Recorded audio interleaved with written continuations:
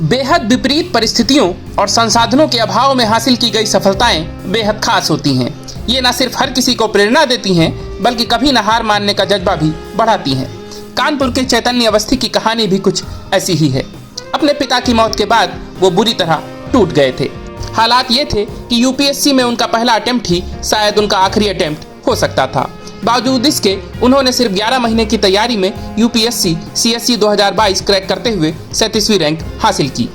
मई 2021 में चैतन्य सिविल सेवा की तैयारी के लिए दिल्ली जाने की योजना बना रहे थे, या उनके पिता का सपना था जो उन्हें एक आईएएस अधिकारी के रूप में देखना चाहते थे। उनके पिता संत शरण अवस्थी वरिष्ठ पत्रकार थे और कई समाचार पत्रों में बतौर हेड स्टेट अपनी सेवाएं दे चुके थे। पिता अधिकारियों का बहुत सम्मान करते थे और बेटे को भी यह संस्कार देते थे, लेकिन कोविड-19 ने चैतन्य से उनके पिता को छीन लिया और उनके परिवार को असमय एक बड़े सदमे से गुजरना पड़ा। चैतन्य की यात्रा शुरू होने से पहले ही रुक गई थी। चैतन्य इस सदमे को बर्दाश्त नहीं कर पाए और डिप्रेशन जैसे दौर में चले गए।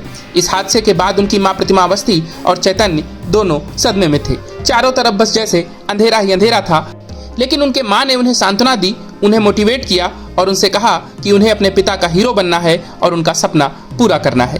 फिर चैतन्य ने भी इसे एक चुनौती के रूप में लिया और घर पर ही अपनी स्टडी टेबल पर अपने पिता की फोटो रखकर यूपीएससी की तैयारी शुरू कर दी।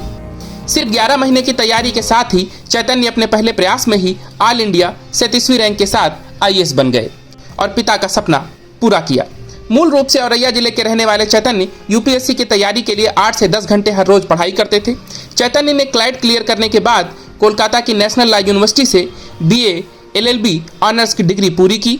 यूपीएससी में उनकी रणनीति लक्ष्य आधारित और अनुशासित थी। उन्होंने पाठ्यक्रम को 11 भागों में विभाजित किया और महीने के हिसाब से अपने लक्ष्य निर्धारित किए। उन्होंने दिन की दिनचर्या को भी 3 भागों में बांटा और उसी के अनुसार पढ़ाई की। यूपीएससी में उनका ऑप्शनल लॉ था। उन्होंने पिछले साल के प्रश्न पत्रों, टेस्ट सीरीज और कई बार रिवीजन पर फोकस किया। उन्होंने अपनी तैयारी की शुरुआत से ही मेंस के लिए आंसर राइटिंग का अभ्यास शुरू कर दिया था। चैतन्य कहते हैं कि पिता हमसे कहते थे कि अपनी पढ़ाई को नौकरी समझो, और मैंने वैसा ही किया। नतीजों के बाद मैंने अपनी मां को गले लगाया और घंटों रोया। चैतन्य ने बेहद विपरीत परिस्थितियों में यह उपलब्धि हासिल की। शायद यही कारण है कि वो खुद ही अपने पहले प्रयास को अपना आखिरी प्रयास मानते हैं।